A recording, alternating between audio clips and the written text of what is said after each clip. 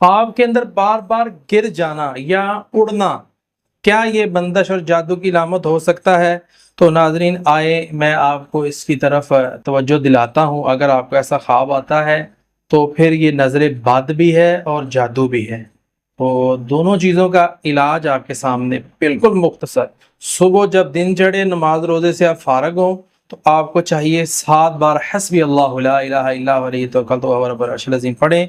सूरह नास, सूरह फलक पढ़ें, सूरह इखलास पढ़ें, आयतल कुर्सी, ये पढ़ के और उसके बाद दुआ करें, या अल्लाह हर शर से महफूज फरमा।